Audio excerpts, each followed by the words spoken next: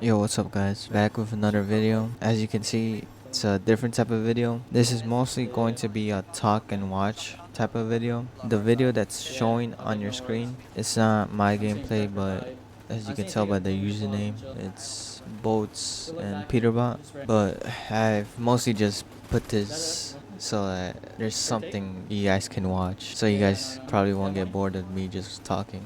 But uh, I just wanted to talk about the last couple of days, I think, or this week. I forgot when's the last time I uploaded. Pretty much, I've just gotten comfortable, which is the biggest mistake anybody can make. All of this trading stuff, it's been going well, but also it's given me something I never had before, and that was basically money. I mean, I was never much of a big spender, but just having a bunch of it, like for me, I just don't know like what else to do with it right now. I'm not going to lie. I've been a bitch these past couple of days. And what pisses me off even more was that I know I can be doing more, but I just don't want to. And that's the problem I gotta fix. I can't be laying down on my ass while my mom works, wakes up at 4 a.m., goes to work. It's not a bunch of hours. It's only like 6 hours, maybe less. No, it's only like 4 hours, but she works in the city, so it takes her a bit of time to get there. But and I know how that feels, waking up early just to go to work. I mean, I was doing it when I was working in construction. I used to wake up at 3:50 in the morning, 10 minutes to get ready because I couldn't shower in the morning or else I would get sick. This was during the winter time. So, taking the shower in the morning when it's super cold outside, you would just get sick. I mean, that's how I would get sick, but and then I would leave at like 4, around 4, just to take the train and then alright, imagine this, or not even imagine. It was literally how I got there. Take the 7 train from, I'm gonna just say where I live near, but this was basically my schedule. Wake up 3:50, get ready in 10 minutes, take the train from 103rd, basically the 7 train, then take the 1 train, or on the weekends it was different. I forgot which trains it was, but let's say on the weekdays. The weekdays it was the train 7, then take the train 1 all the way to Marble Hill, I think it was called, 225th Street. That alone was an hour, I think, to get to my boss's house so he could take me all the way to Connecticut because that was the workplace.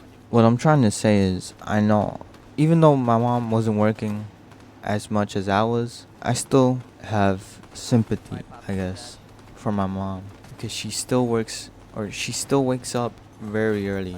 And I remember, because right now I have my own room, or a room with my brother. I used to live in the, or I used to be in the same room as my brother, my mom, my sister.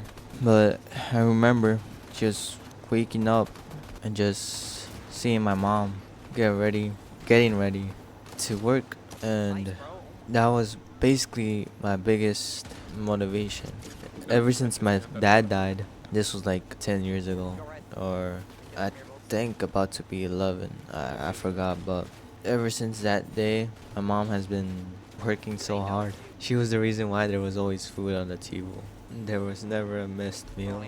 Whatever she had, she would always use it on us and everything to pay the bills. And at that time, I mean, I was sort of boxing. The dream was always to be a professional boxer. I was first forced into the sport by my dad. No, at first didn't like it, but then as time went on, I just fell in love with it. And as cringe as it sounds, but boxing was really my first love. After my dad died, I had to stop because of money issues. Sport was starting to get, or it was starting to become more of a, it was just more expensive to do, especially the memberships. Right now, they're just crazy. Most memberships are 300 to 500 a month, but eventually I did get back in. Boxing was the only thing I knew when my dad was still alive. Life was pretty simple. Go to school, come back, eat, and then he would take me to go train. Everything was going great. Fights were coming up. not like school fights or street fights, but like amateur fights in boxing. But then eventually he did pass away, and then money became a problem. I just felt lost because the one thing I knew to do and the only thing I saw was boxing. I tried other sports. I mean, my mom would always put me into other sports like soccer, basketball, track, but I had never enjoyed those sports. I mean, with soccer and basketball, you had to not rely, but sometimes if you lose, it would be because of your teammates. I mean, you would give it your all, but at the end, that one teammate would always stress you out. Boxing was different because everything relied on you. Every loss, every win, it all relied on you. That's probably why I fell in love with it. But when that got taken away from me, I felt lost. I just didn't know if the dream I had and my dad had would have became true. And I remember on the day of his funeral, or at the last moments, I think it was in the beginning. I don't remember, but I told him that he wouldn't have to worry about anything, and that I wasn't going to fail him. That I was going to be that professional boxer we've always talked about. I would make his dream come true from heaven, and told him I would take care of my mom, my brother, and at the time, my newborn sister. As soon as I was able to get back to boxing, I made sure to give it my all, especially in high school. The routine was wake up, go to school, then go back home to change. I didn't even eat. I just went straight to the gym. I would be the first one in the gym and then the last one to leave.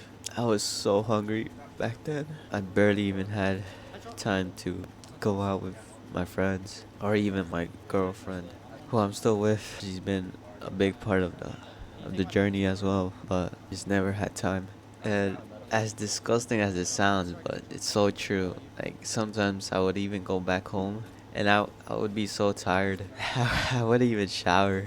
And then I would go to school like that without taking a shower in the morning as well. I'm not even sure if people smelled me because of that. I mean, I wasn't that much of a talker. I would just talk to the friends that I was close with and eventually made new friends that were really fun to hang out with. But those were only during school hours. Everything was going great.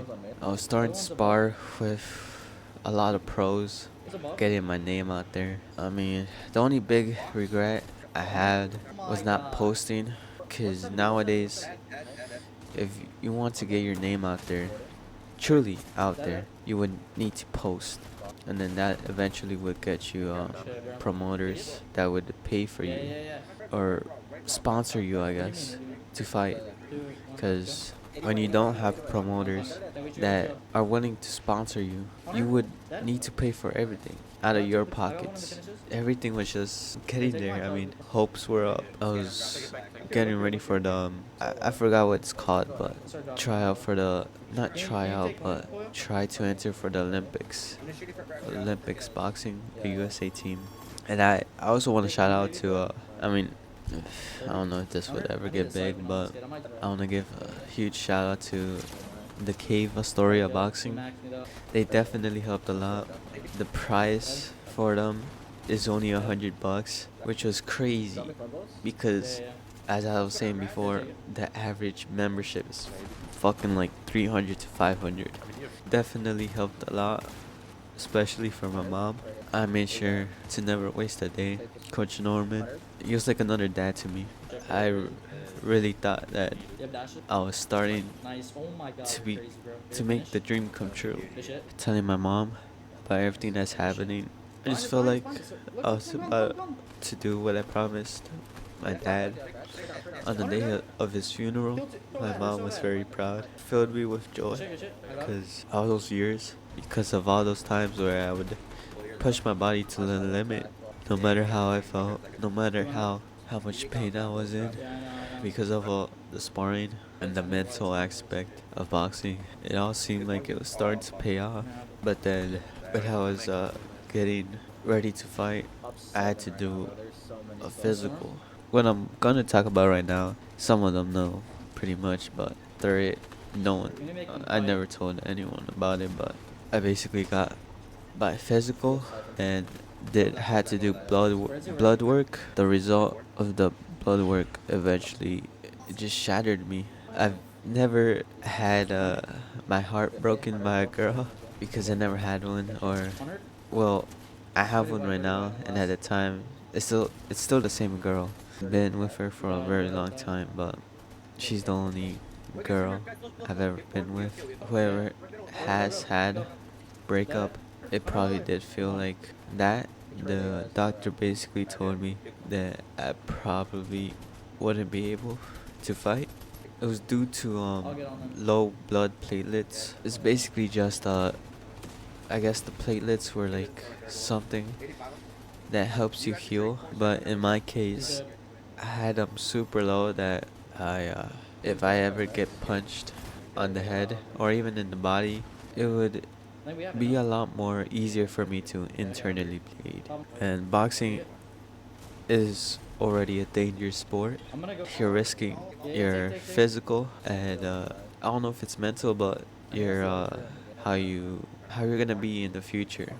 There's a lot of boxers that have loss of memory. They can't speak well. I forgot what the name was, but it's harsh. Basically, the doctor. I mean, at the time, I did ask if there was a way to cure it, but the doctor did say that there was no cure, that it would just be how my body would react or how my body would do.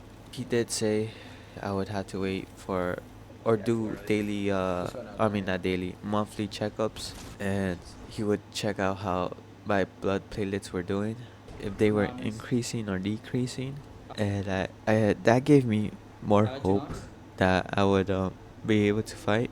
I thought I wouldn't be able to fight at all. I didn't mind waiting as long as I was able to fight. So time went on, and later went to my next checkup, and the blood work showed that it just kept decreasing. And then my fight before like trying out for the USA team, it was so close to I asked the doctor if there was a way that he, or if he would make an exception to prove that I was able to fight, but obviously he said no, and I don't blame him because if something were to happen to me, I mean, it would be his fault, and then he would lose his job, which would be selfish of me if I were to push him to prove me fighting. So after getting out of the hospital, my stepdad picks me and my mom up. I wanted to cry, man. I really did. In front of the doctor, with my mom in the room as well, and then in the car ride. But at this time, like I was super close with God, Jesus. He's one of the reasons why I'm probably even here still. I just had full trust in him, and I knew that all those times of training would not end up a waste. That's how I was thinking. That's why I kept on believing that I was going to be able to fight, make my mom proud. So I just kept believing, gave my full trust to God. And then my third checkup came, and that was when the doctor said that my blood platelets weren't increasing at all. That's when I asked the doctor if he can't approve it, and is there any way if I was able to fight without the approval? And I mean the only solution was going to another hospital. I forgot the name. It's not a hospital, but let's just call it that. It was going to another hospital and having them check everything out. I was willing to do that, but and the doctor did warn me about the possible risk about doing that, but I didn't care. This was everything I wanted. And then I eventually took the papers to the other hospital. They approved it, and then I don't want to say I was happy, but to everyone it seemed like I was happy because I told everyone that I was finally approved after so many months. But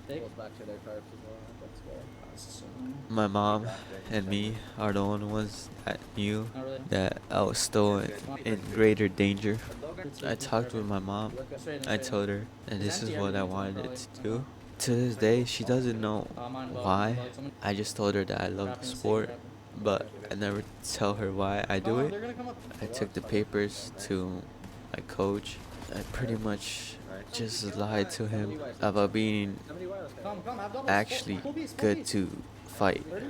And there were so many reasons to why, I guess not reasons, but so many signs that this was not God's plan. After I took the papers to my coach, he told me that he's glad that I'm okay and that I'm finally able to fight. But then he started talking to me about how the papers are so necessary that because there was this one kid, I think, that lied to him about his physical being okay. The kid had a head injury before, and he was still not okay to fight or even spar. And the kid basically lied to the coach, and the coach basically kicked him out. Not kicked him out, but told him to come back with an actual approved paper that says he can actually spar and fight because he really does care about safety. And as soon as he told me that, I just felt a huge amount of guilt because not only if I get injured, it's going to be his fault, but I would lie to him. That would probably break our trust we had, and then eventually I would have been kicked out as well. Well, not kicked out, you know.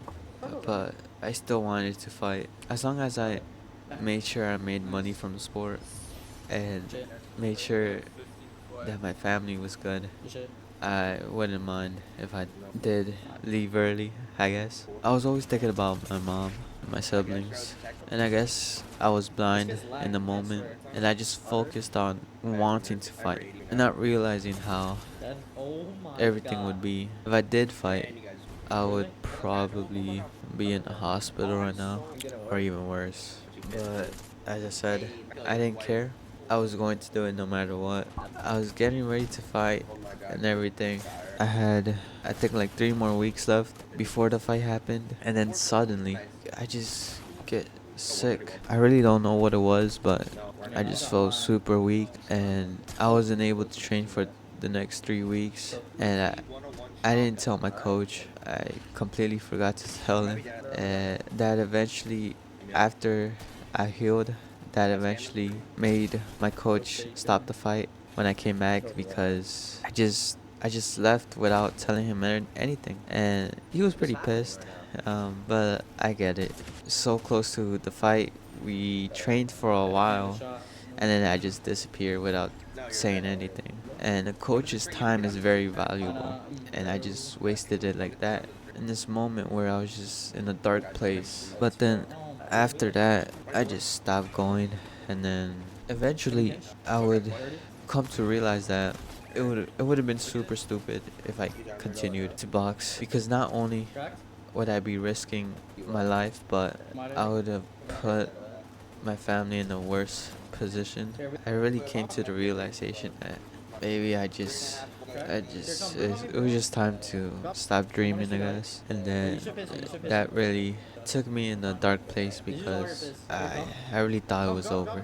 That I would be working in a 9 to 5 my whole life, and then having my mom work till she's like 50 or 60. I really thought it was over because that was the only thing I knew. I wasn't doing great in school, so college wasn't an option.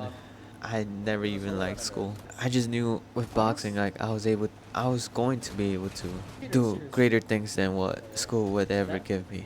Then eventually, that's when I started to work because I was just at home playing video games. I was just wasting time. So my stepdad was able to get me a job in construction, specifically for plumbing. I was helping out the ones that were actually plumbing, and then also learning from them. The plan was that I was going to be able to work on my own in the long run. With this, I actually was pretty fine because I mean the money was there. I've always told my mom that I wanted to drop out of school. I didn't mind working and then boxing. But obviously I was stick to school. I never.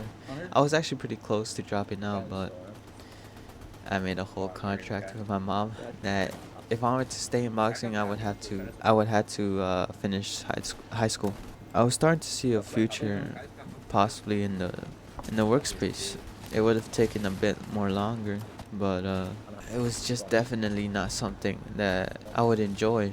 No, I don't want to shade on the guys that were working, or I was working with. They're really great hard workers. Like 6 days a week they work. We used to work like 9 hours or 10 hours. I forgot. It was from 7 to 5.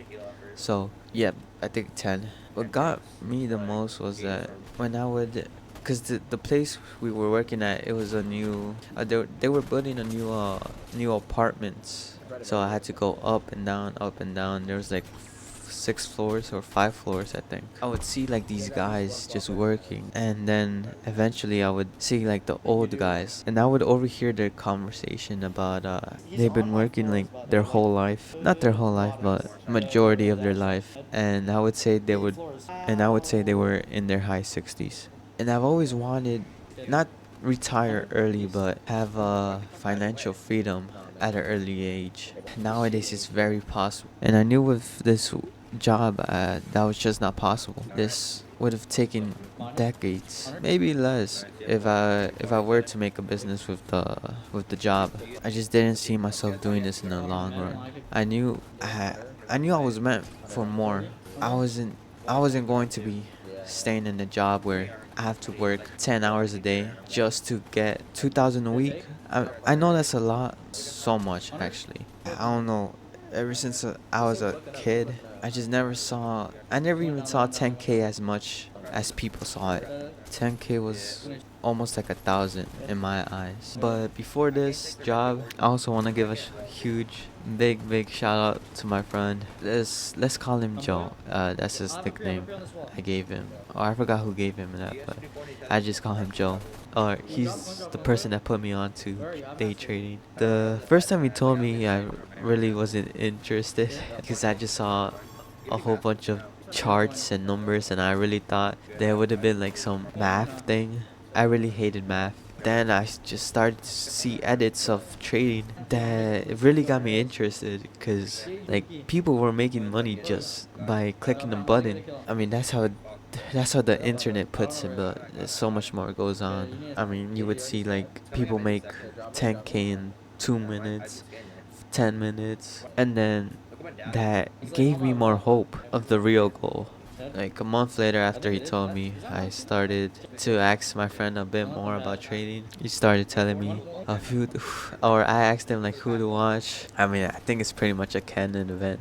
Starting off with TJR, and I remember him telling me about the boot camp. But then I saw the 9 hour one, and I told myself that I was going to see how trading works. And as I started to learn more, I started to realize that it's not what it seems like.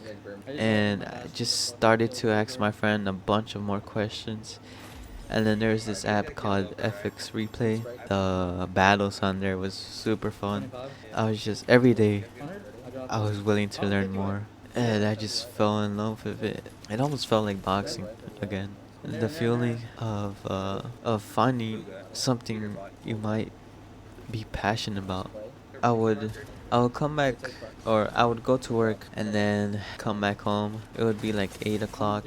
I was a bit more, I don't want to say advanced, but I knew more, I guess. And it was not because of TGR, but even though uh he showed the basics and everything, like still grateful for that. But when everything started to come into one was when my friend, I think it was a TikTok of PB or Patrick from PB Trading. I decided to watch their videos, and then I eventually found ICT for Dummies, and that's when everything just started to make a lot more sense. They were the reason why where I'm at, I guess. Like I was saying, I would come back from work, get home at like 9, or 8 if I was lucky because of the trains. And then I would trade Asia session, but of course it wouldn't be the best. And then after trading Asia, I would go back to learning more and watching the PB theory.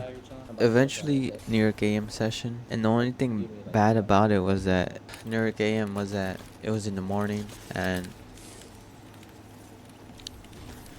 I was working in the morning from 7 to 5. As I got more data, I guess, from New York AM, I decided to trade it New York AM, but I just blew so many accounts doing that, and eventually I just stopped trading. But I would always backtest if there was a trade that day. And as time went on, when I went back into school, I was able to trade New York AM, and that's when, like, I guess everything changed and I started to see more progress. But then later on my schedule changes, and then I can't even trade New York AM, which I would say, like, in those 2 months of when my schedule changed, those would have been my best months, I think. I mean, I was showing my friend pre-market like what I wanted to see, and if these things happen, then I would take a trade. I mean, I never took a trade, but I just told him if I were to trade, I would take it. And then there were so many times where I was outside of school, and then my trade setup would present itself, and then I wasn't able to trade because I was on my phone, and I really didn't know how to trade on phone. Also, recently they fucking added pouches to New York City schools. I didn't have my phone during school hours, so. But after school, I would eventually look at the trade. Like, I would set the measurement for my stop loss and TP, and every time it would have hit.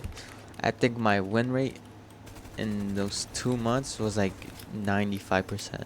I think I only lost once or twice. Yeah. After that, more breaks came up, and eventually, like, I just started to make even more progress. And this is when my, I guess, hunger was starting to kick. I mean, not only was I working, but I saw this huge potential that I might still be able to retire my mom super early. Eventually, it did pay off. I still haven't retired my mom, but I know eventually it will happen this year or next year. I don't care, but I will make it happen. And that's another thing I want to talk about. I mean, this week I got super comfortable making profit, and then I guess that's giving me an ego that I don't have to do nothing else. I guess this week specifically has been no trade at all. But there was one day though where I took a stupid trade, and dude, it was so avoidable too. I broke every rule. Definitely made me realize that I just did some stupid shit. And before that, that was like, I think on Thursday. I forgot. But that made me realize that I'm so fucking disgusted. All of this money I'm getting, and I've just decided to stop posting on YouTube, and then I just break my rules like that. The only thing that's keeping me busy right now, because of I graduated, but the only thing that was keeping me busy was making the videos, the recaps, and then the workout, and then having to edit the videos. Like, that kept me super busy. I just got comfortable, man. It made me realize later on in the day what I did was fucking stupid. It just made my mission to be delayed a bit more. I need to trade as if everyone depends on me. That would definitely help me stick to my rules and then not get comfortable again. I mean, what pissed me off even more was that when my mom would be working, I would just fucking sit on my ass and do nothing.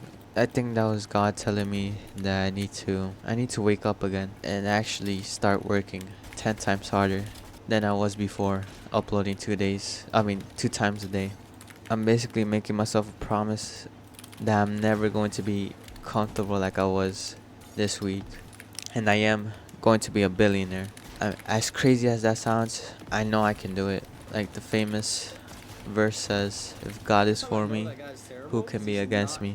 Also, like, made me realize as well that I need to get closer with God. My life was so much better when I was talking with Him every day, reading His Word. Right now, I'm just I got distracted by everything and got comfortable. But definitely, probably that's gonna be another reason to be posting 3 times a day. To getting my word in, and then also helping people get their word, or spreading the gospel. Definitely gonna be more work, but in order to become great, you can't be comfortable, and you gotta be working. More videos to come. Fuck what people think. I'm doing this for me and my family. At the end of the day, I'm the only one that's gonna be taking care of them. I'm going to be the only one that's going to be paying for my sister's college. I'm going to be the one that buys my mom her dream house in the States and in Mexico. I'm going to be the reason why our family bloodline isn't going to be poor anymore. I just know I'm going to change everything for my family and also the people around me. I want everyone around me to grow, become the best version of themselves, and I want to do more bigger things. Definitely one of them is to be able to support kids in their dreams and have them not worry about money. I will make a gym and make it like the old school days where it would be like a program or like after school type of activity. But thank you for watching. Daily recaps coming again, workout videos as well, and spreading the gospel. Maybe vlogs, I'm not sure. I'm a very fucking boring dude. I mean, I just stay home. But there will be videos like challenges that I'm planning to have, but it's just kind of hard to get everyone in schedule to be a part of the video. But definitely I want to do those type of videos. Thank you guys for watching me here, or not watching me but hearing me and hearing me cry a little bit, I guess. This is going to be the reason why everything changes from now on. Everything is just up from here.